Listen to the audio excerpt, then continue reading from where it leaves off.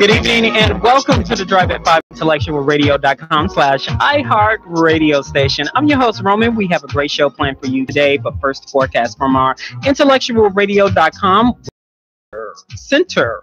Today, sunny and pleasant, high 78 degrees. Tonight, partly cloudy with a chance of a shower in spots towards dawn, low 62 degrees. Tomorrow, morning showers, then turning sunny and cooler, high 66 degrees. Tomorrow night, clear, cool, low 54 degrees. Wednesday, partly cloudy, high 73 degrees. On Thursday, partly sunny with a chance of showers and thunderstorms, up to a high of 80 degrees. And on Friday, sunny during the day, but thunderstorms at night, high 82 degrees. The Drive at 5 is also part of the new Monday night lineup, starting with a new show at 3 p.m. called Raising Icon. Seeing Chicago at 4 p.m., Policy Matters with Jerry Brown at 6 p.m., New Black Leadership at 7 p.m., Dreammakers at 8 p.m., 9 p.m., Chronicles of Ron, and Chat Dat at 10 p.m. You know why they call it Chat Dat? I don't know why. Because they always chat, and it's a dat. Oh, okay.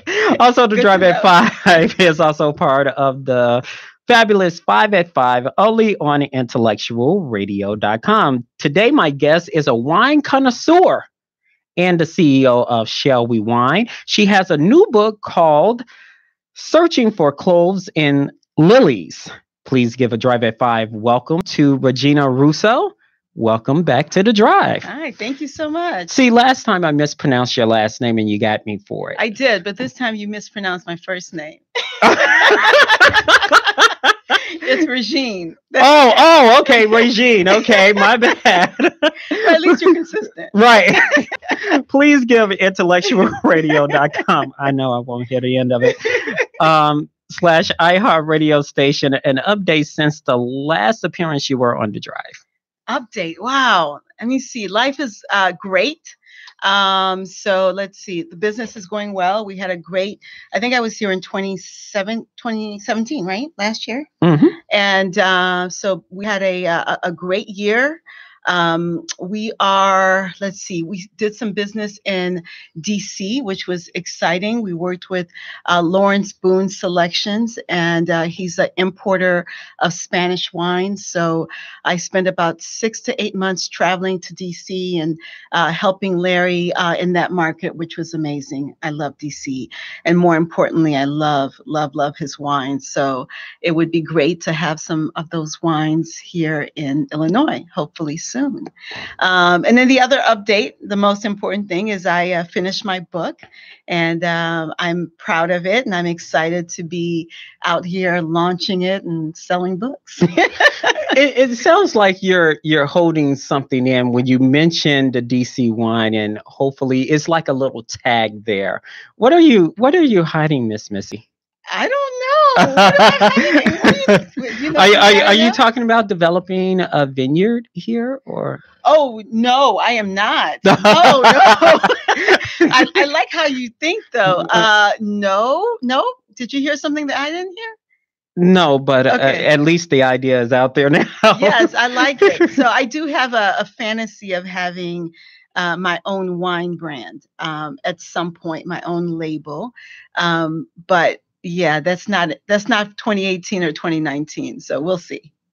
Okay. Now, please describe your new book to our listening audience, because it has a uniqueness to it. Everything I do has a uniqueness. Okay, you said it. I didn't. No. So Searching for Cloves and Lilies. The book was originally published in 2010. Okay, so it's a collection of poetry. And these are poems that I wrote for people in my life, for past lovers, and also strangers, people I met randomly. Then I had the opportunity in 2017 to go to Spain And I met these two gentlemen, the World Wine guys, who have become mentors to me. I follow them, and they're there to give me advice. But we were talking, and I told them about my book, and they said, "Well, why don't you pair the poems with wines?" Right? It was their idea. And I thought, my God, like, is that possible? Can I do this?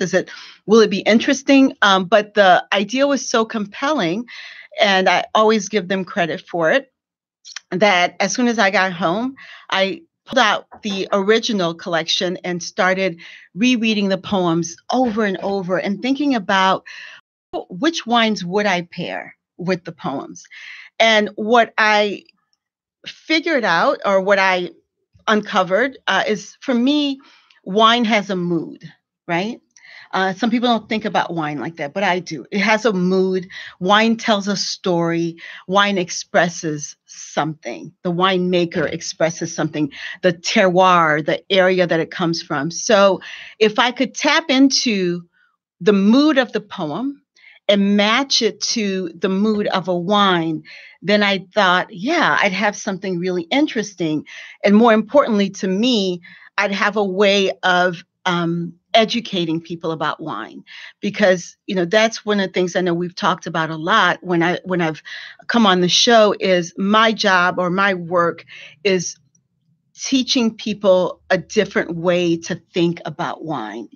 Wine doesn't have to be so intellectual. It doesn't have to be so unapproachable. How do you make wine approachable? And this is just another opportunity for me to make it approachable to the consumer.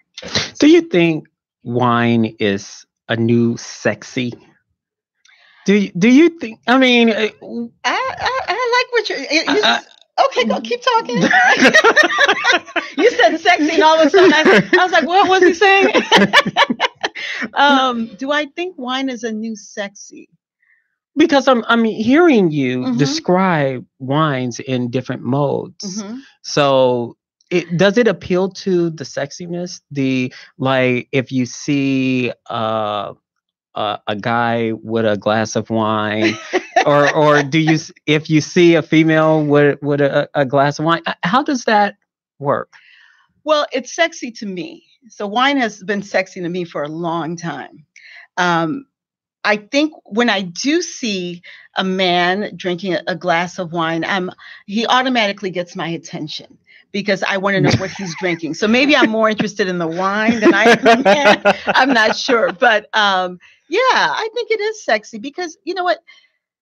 Experiences are sexy, right? So if someone's drinking a great bottle of wine, a great glass of wine, in my mind, this is someone who is interested in experiencing something new, right? And experiencing maybe a different culture, maybe a different, I don't know, a different conversation. So when I see someone drinking wine, it definitely makes me tingle. Well, for Wanda's sake, I'm going to keep it PG-13. Now, what inspired you to write this book? Because you was a poet. Yes. And it's kind of like, how did it come up that maybe I should do this?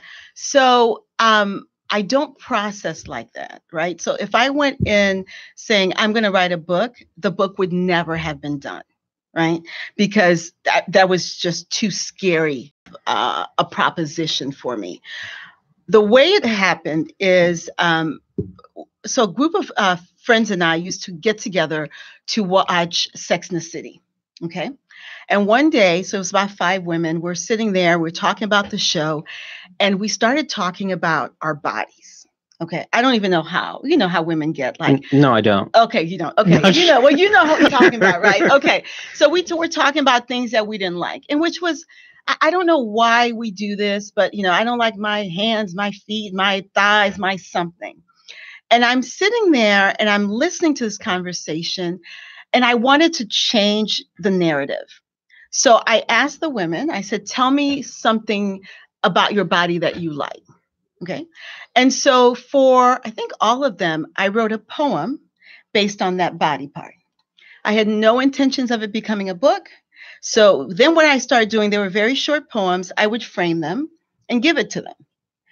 Before I knew it, I had like 100 of these little poems and 100 of these stories. Some of them were much longer and couldn't be framed, but every work in this collection was inspired by a story.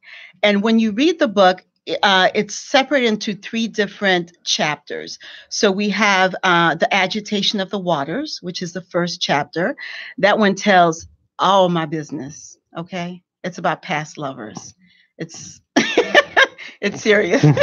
The second one is I can't remember. And the third is Blue Nudes. And Blue Nudes are all of the poems that were a result of me writing for these friends about various body parts. The second one is chapter is And You, and You, and You. So, but that's how it happened. That's how it started. And from there, that's it. That's it. Yeah. So, I guess, yeah. So I had 100 of them. I sent them to a friend who is a poet who I trust. And she read them and she said, I think you have something. And she put me in contact with her editor. We worked on it. The editor got rid of the ones that she thought were not good, and they probably really weren't. And then we had, we worked for about a year and we had the collection. And that's how the first edition came about. Now, the book describes your passion for poetry and wine. Yes.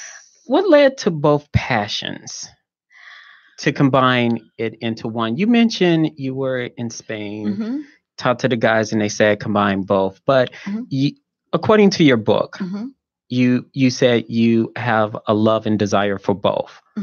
But can you give up one without the other? What made you to combine the two? Well, I know that there might be a very poetic answer to that, but there really isn't. The truth is that I got the idea. I knew that I wasn't done with the book. After the first edition, I knew that there was more I wanted to do, but I didn't know what to do with it. So when this idea was gifted to me, I thought, well, this is my opportunity to look at the work and look at it in a different way, and to incorporate the work with my life and my passion and my job today. And part of it was a challenge. Part of it was a challenge, and I wanted to see how much I wanted to see if I could do it. And I wanted to see if it would resonate with readers. And it is. So, which I think is a cool thing. What concept you use to suggest to your readers which wine goes to with what poem? What concept you use? Do you mean how did I come up with the pairings? Yeah. Let's say, okay, with the nude, Blue Nudes. Blue Nudes. What made you say, okay, this is a red wine type of poem? Why you suggest that? To me, I don't drink, right? But it'd be hard, like just grab one, right? And that's okay too. That's an option. So, just to give you an example, one of the pieces that I really love in this book is called Dot, and the piece is about the end of a relationship. So you have this, I use images of the weather and dryness and time. And so I felt like that there was all of this painful process of waiting for this relationship to be resolved, waiting for it to end. There is a wine called Amarone. And the way that Amarone is made is you dry the grapes for 100 days. And so to me, that was a perfect connection, right? This idea of time and patience and having to endure the stress of the end of this relationship. Amarone was the perfect, to me, wine because the grapes have to go through the same process that I had to go through. So that's how I made some of the pairings. Others, I applied some concepts with food and wine. So, one of the concepts in food and wine pairing is if you have a really spicy dish, right? You want to have a fruit forward wine to calm the heat down. So if you pair a really spicy hot dish with a big red, your mouth will be on fire. That's not a pleasant experience. So I have a poem that's really, it's just deep. It's hard. It hurts. And you're going through all these emotions. And I chose a wine that would calm the reader down, that would give the reader a moment of rest. So that's how I processed a lot of the work. And some of them were easy. Some of them were like, oh, this is just kind of light and funny. And I wanted a light and funny, wine like a Vino Verde, and, something just easy that you can drink on a porch and just sip, because that's what the poem gave me. You are an independent woman. Okay, all the women. I don't know what that means, but yes, I am. Yes, I am. I claim it. You have mentioned in the book that you had failed relationships. Oh boy. Oh no. And romance. Describe that to us and why you think those relationships and romance failed. Why are you all up in my business? Because it's in the book. Oh my God. I don't know. What y'all gonna have me cry on the drive at 5. No, I'm just kidding. Why did those, they were so different. They were so different. There are a lot of secrets in the book that I want to reveal. If you want to, you got to go buy the book. But I don't know. Some of them failed because I wasn't mature enough, right? There's a poem that talks about the best relationship I've ever had. It's called About Him and Me. And it was, we both did not understand the power of the relationship. And the poem talks about that moment where, we have this really beautiful thing, but both of us are struggling to understand it. So that's why that relationship didn't work. Let me see what else. I tell everybody's business. I tell my own business.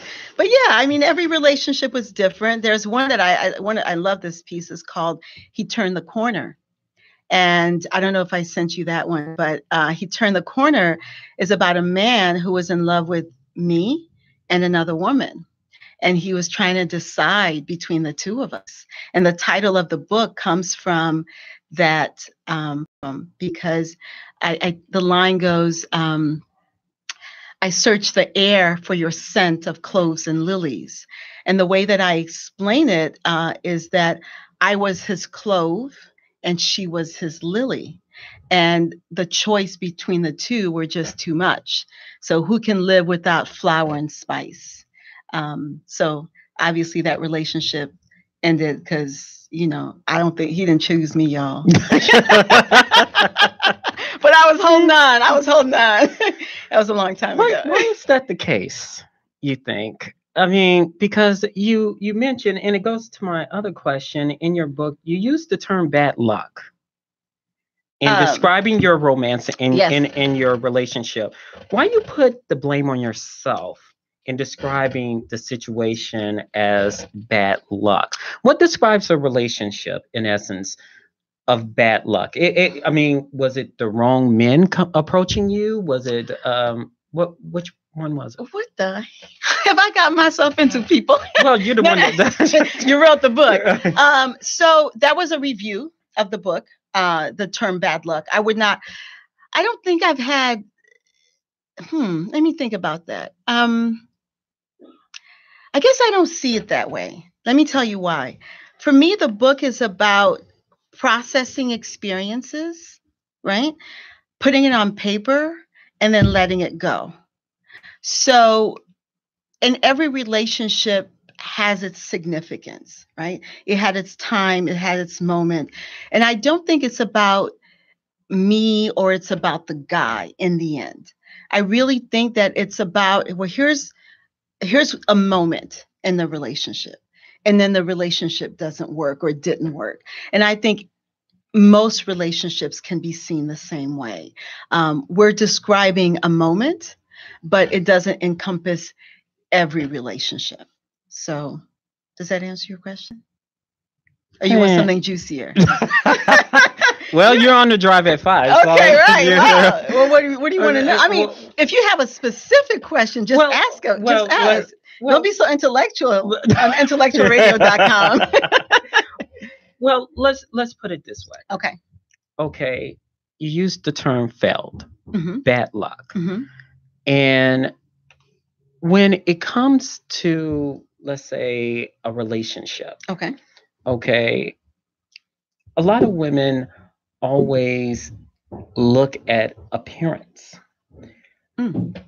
look at the demeanor, look at, so what led to that, the failure? Like, did you try to make it work? Did you say, because the follow-up question, you also mentioned abandonment. So did you make it work? Because I'll let go in the book. You mentioned abandonment issues. You fear people leaving you. The fear of abandonment, like friends leaving you in relationship, does that cause you to hang on to a relationship that you know is not working, and that use the term failed or bad luck? I think you are. That's not well. I like your feedback, but that's not the point. So, this book describes many relationships. So it's not about one person. I mean, it's not. I'm just keeping it real. It's not about one person. It's not about one man. It's not all about me. So if you look at the poem, and if it was, there's nothing wrong with that. We all have our own journey. So for me I can't really answer your question because this is not about one person. Now, if you want to point to one particular poem, then we can talk about that and we can break it down. But I don't know. I agree with you that maybe it's not about failure, but I looked at it as failed because in that moment I hadn't come to terms with what this relationship meant. So, and this is not just about romantic relationships, because as you read through the book, it talks about parental relationships. It talks about relationships with my brother. It talks about a lot of different relationships. What I like that you picked up on is, or not like, but appreciate that you picked up on, is this idea of abandonment. And that is a theme through the book, because for me personally, abandonment was an issue that I struggled with for a long time. None of my relationships were abusive or I stayed in it too long and the people were mean to me. This is not what we're describing here. What I'm describing are these moments where love is lost. And for me, I'm trying to understand what happens in the moment. How do you lose love? How does love end? And I'm trying to understand what happened before that moment. So this is not, and again, there's nothing wrong with those types of books, but this is not a book about abuse. It's not a book about, like, I don't know, it's some of the things that you brought up. That's not what these pieces are about. But it would be interesting if that's what you got from them. But that wasn't the intent of the book. Getting back on the abandonment issue. Yeah. For some women, they know it's the wrong guy. They know but they don't want to be lonely. And I sense there's a poem in there about loneliness, but it triggers like the abandonment issues. I don't want to be lonely because I'm alone, but I need a companionship. Which poem was that? Well, there's so many. No, I don't. I mean, because when you describe issues like bad luck, abandonment, it feels like that's not what it is. No. So I think you are. I don't think you read. I'm not sure which poem, so I'd love to know. Okay. But so there's different types of abandonment. This is not about being left, Hmm. um, because sometimes we project our own issues onto other people.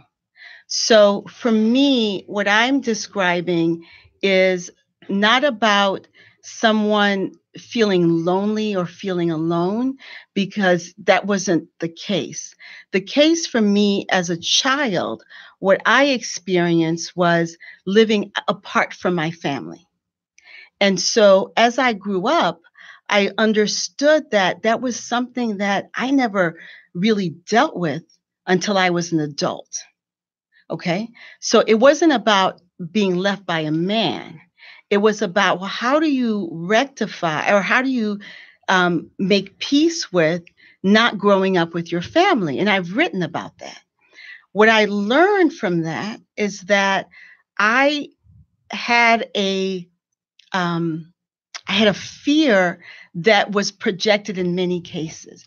It was in romantic relationships, it was in friendships, it was in my professional life.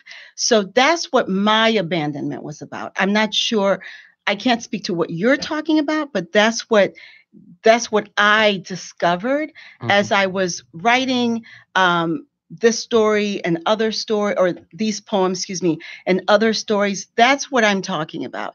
And for me, learning about, well, how do I function, right, when that is what I grew up with, or what I thought I grew up with, and then later really realizing that it wasn't what I thought it was. So I don't know if that makes sense to you. No, it does. Okay. Okay. I appreciate the And, opportunity. you describe your deep loss and Mhm. traumatic phases in your life in the book. Mhm. Describe one of the deep losses Mhm. and traumatic that impact your life and how you overcome it. So, one of the poems is called Claudia.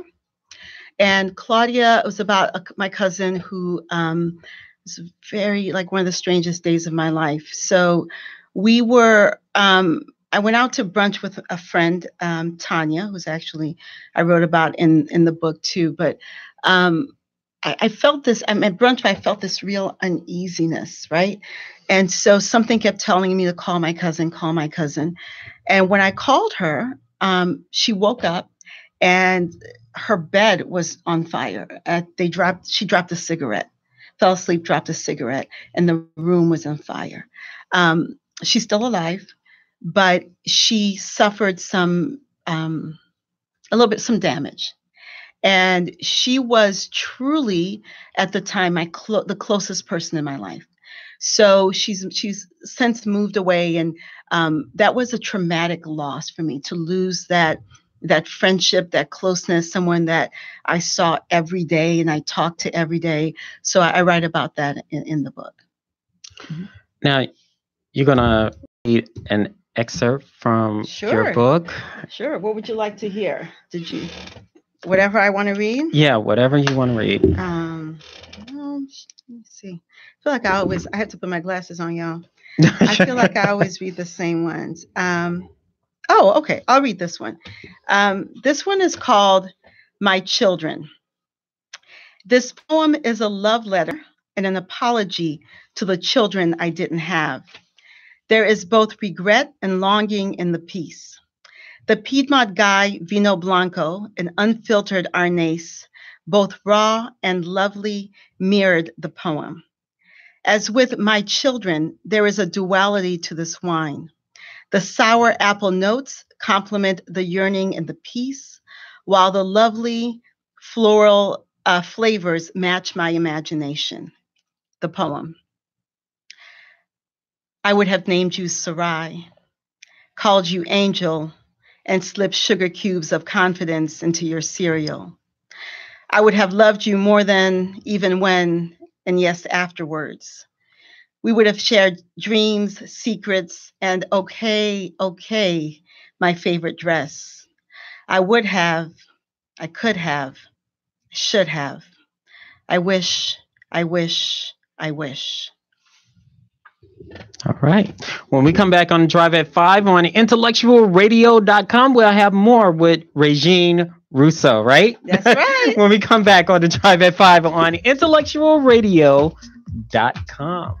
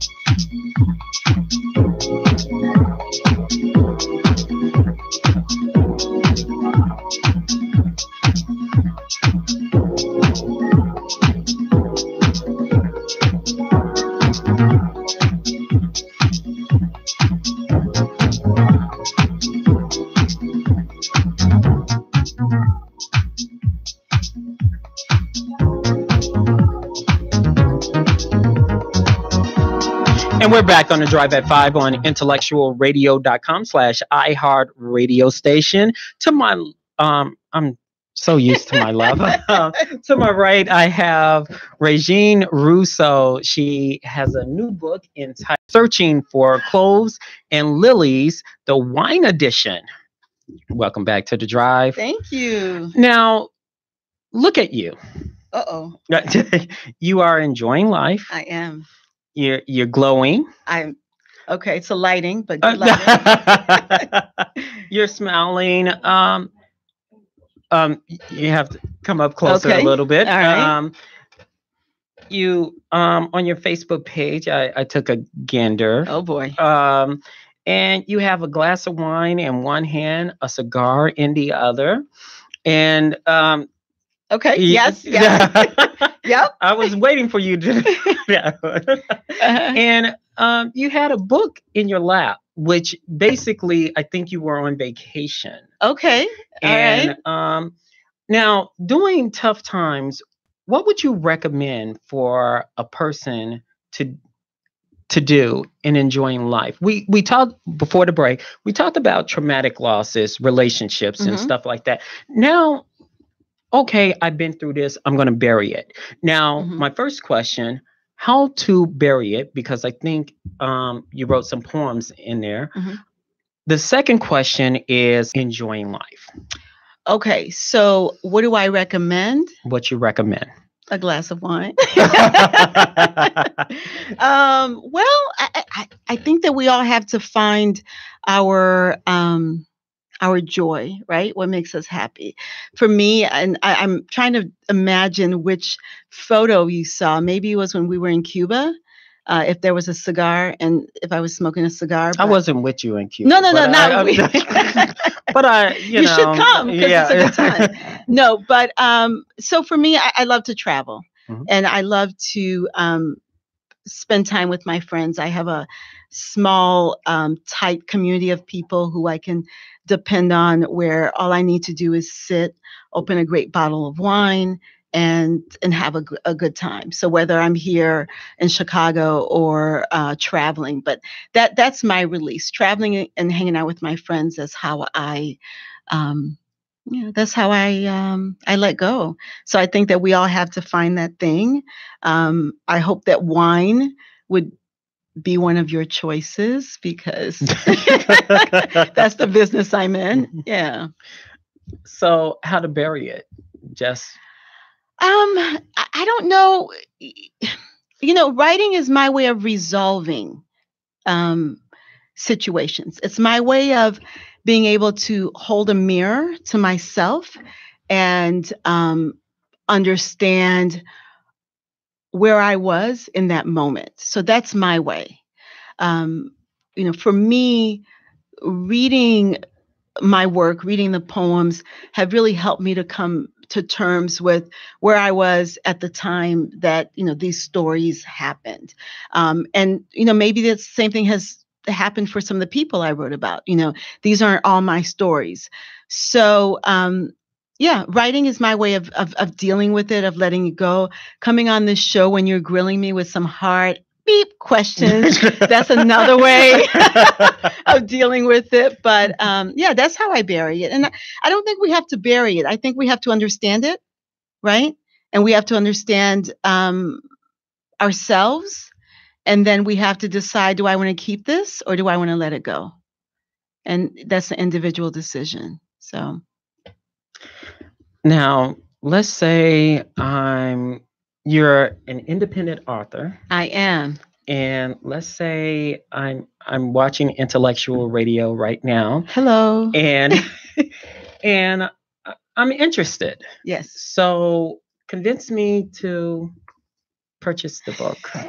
Well, I mean, after all this like painstaking, all this information that you got out of me, you should just want to buy the book. No, you should buy the book if you are a wine lover, because in the book, I think we go through 40 different wines. So it's a great book for wine lovers. The number one question that I get from consumers is, once I tell them a wine is delicious, the next question is, when should I have it? And I think that this book answers that question, right? Because when we started, what I talked about is understanding the mood of a poem and pairing it with the mood of the wine. So it's going to be a fun way for you to explore different wines and understand a different side of wine and a different side of poetry. And since I am a starving artist, buy my book, y'all, on Amazon. That didn't work. That wasn't good. Well, summer is days away. Yes. And you brought some wine suggestions for relaxation. Imagine I'm in the backyard. Okay. I'm about to put on a grill and barbecue and stuff like that. All right. Okay, I'm seeing people with a glass of wine or something in there. So what would you recommend if I want to barbecue? Just sit back and relax in the backyard. Nice day tonight. Mm-hmm. So, well, I have a lot of options. So I only brought one red, which I don't know why I did that, but okay. What I want to do. Can you hold which one? Yes. So go ahead. So I'm going to grab one, but what I brought for you guys to look at today are, I want you to try wines that you probably haven't tried before. So we all love our Chardonnays. I did bring a Sauvignon Blanc, but why don't you make this the summer where you explore? So this is a Vino Verde. I love Vino Verde. This is the last wine that I feature in my book. Vino Verde is light, fresh, crisp, easy drinking. It's the kind of wine that you don't need to think about. It's just delicious and easy. And the one thing I'm going to warn you is, if you open the bottle, you'll probably finish it. So make sure you buy a couple of bottles for real. Because it's just it's so easy. Very, very low in alcohol, super refreshing, great wine to serve if you have a lot of people coming over. I have a question. Yeah. Okay. A lot of people talk about the chill factor. It has the wine for the taste. I'm not a drinker here or wine, that's okay. But I did some research. They always talk about the chill. It has to be the right temperature to get that taste, the flavors and stuff like that. Can you describe that to us? So, I find it interesting to try wines at various temperatures, not hot. But so your white wines, you want to serve at, 45, 50 degrees? Am I making that? Yes. So because you want to chill it, it's supposed to be refreshing, right? But you don't want it to be so cold. Okay. So that's why it brings out the flavors. Your red wines, cellar temperature about 60 degrees is what you want to serve your red wines at. Okay.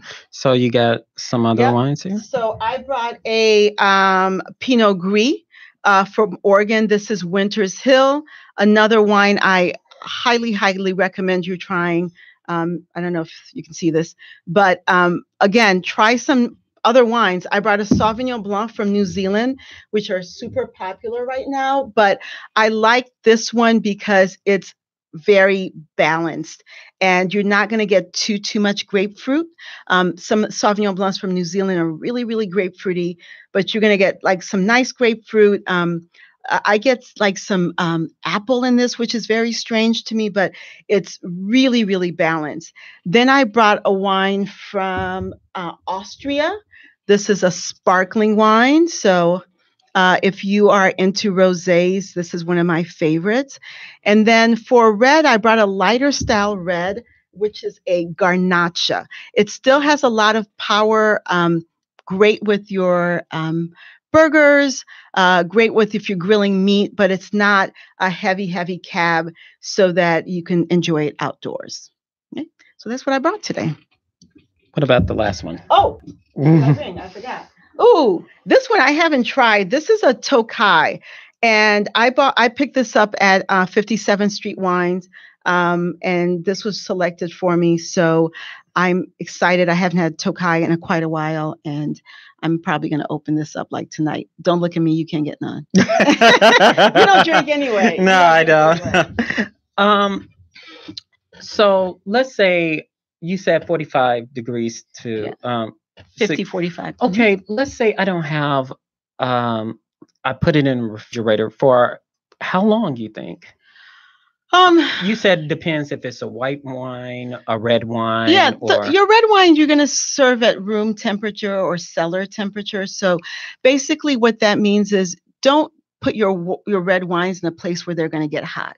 Okay, like they should not be on top of your refrigerator because the wine should not, the vibration will impact the wine. They should not be in somewhere where it's moist because that's going to affect your label. So keep your wines. I keep my wines, believe it or not. I have a shelf. I keep like, there's no heat in that room. Everything's laying on its side. So you want to keep it in a cool environment. Would you recommend a basement or? Yeah, that's perfect. That's perfect. I don't have a basement. I'm not a baller like you. I'm in an apartment, but yeah. I'm like, wow. Okay. Now you got Earl laughing. Throw it in my face. I don't have a basement. But yeah, you want it, you don't want it to be in a hot place. You don't want it to be in a place where it's moist. And then your, I don't know, white wines, I would say if you're going to do it in the fridge, I don't know, an hour and a half. Depends how patient you are. Or you can just put it in a tub of ice and like put a lot of ice in there, some water, put in melted water, that'll chill it really fast. So. Okay. Yeah. Now. What? I'm always worried about what he's going to ask me next. I never know what to expect with this guy. Okay, go ahead. But I keep coming back on the show. Maybe it's me. Maybe I like the punishment. I think I like the punishment. That's going to be my next book, y'all. And I like the punishment. And you're going to have intellectual logo. Yeah, exactly. Earl's digging that, by the way. Know He's going to hold you to it. Uh-huh. So we're about to go. It's always a pleasure having you. Thank you for abusing me as usual. No, I love your questions and I love being here. So thank you for having me. Now, again, tell them where they can get the book. Yes. And I'm so happy for you. I know you've been a guest and you said I won't miss this for the world. So I appreciate that. Absolutely. So Searching for Cloves and Lilies. It's available on Amazon. We do have a book signing. We have a lot of book signings. So if you go to my website, reginerousseau.com, you'll see a list of all the upcoming book signings. So please buy a book on Amazon. Support a sister. So you're going to read one more passage before you do? I am. That's going to do it for us on the Drive at 5 on intellectualradio.com/iHeart radio station. Thanks to Earl Winfrey, who's behind the scenes. Our executive producer, Reverse, one who's behind the scenes. And coming up next week, we will have the the United Negro College Fund representative. They have a big gala. And also Maurice Mahan is in the house next week. He's going to perform, as well as going to talk about the Operation Push convention that is coming up next week. So taking us out, it's always a pleasure to have you, is Regine Russo. All right. So this poem is called That Brother They Call D. I, divine diva, denounced desire, dented from Dan, Doug, and other dogs, till D-Day at dusk detoured that brother they called D. We dialogued deeply, discussing dogma, doo-wop, and disappointing daddies. You disclosed dreams, and I dared drown. As Diana and Duke duetted, we danced dirty, dictating delicious don'ts. Damn, dear, is that detachable? Doubled over with laughter, you dug deep into my darkness, discovered dungeons, and we drifted into daylight. You disclosed dreams, and I designed diamond. Disremembering, I, diva divine, went down, dangle-doted, and invited you to dine. Dope! Did I seem desperate? You dashed on Delta, did not dial, disconnected, disappeared, and I dismissed. All right. Good.